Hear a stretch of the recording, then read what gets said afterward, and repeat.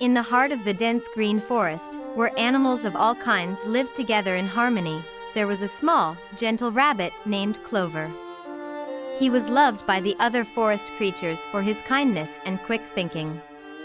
Birds often perched beside him to listen to his stories, and the squirrels always invited him to play among the trees. But in the shadows of the forest, a cunning dog named Fang watched Clover with sharp, calculating eyes. Fang was not like the other animals. He was a wanderer, never truly belonging to any group. He thrived on chaos and enjoyed turning friends into enemies. When he noticed how much the animals trusted and adored Clover, a bitter jealousy took root in his heart. Fang devised a wicked plan. He whispered rumors into the ears of the gullible deer, the nervous mice, and even the wise old owl. He claimed that Clover was hoarding food for himself, that he planned to lead a secret group to rule the forest, that his innocent face was nothing more than a mask for greed.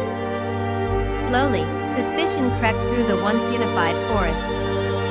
The animals, uncertain and afraid, began to keep their distance from Clover. Where once there were warm greetings, there were now cold stares. Where there had been laughter, there was now silence.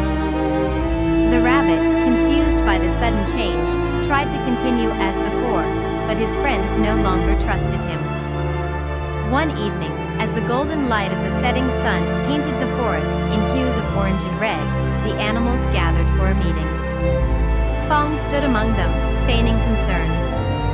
With careful words, he convinced them that Clover was a threat, a traitor who should no longer be part of their home.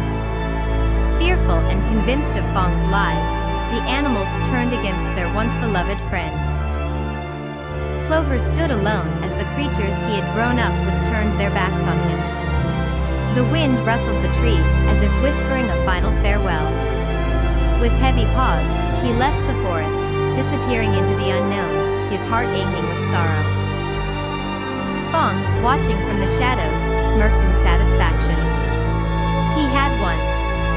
The forest was now his playground, and he could manipulate the animals as he pleased. But the seasons changed, and with time, the truth began to surface. The animals, seeing Fang's selfish and deceitful nature, realized the terrible mistake they had made. Guilt weighed heavily upon them, but Clover was long gone. As the first snow of winter fell, the forest stood in silence, mourning the loss of a friend who had done nothing wrong, banished by whispers, betrayed by fear.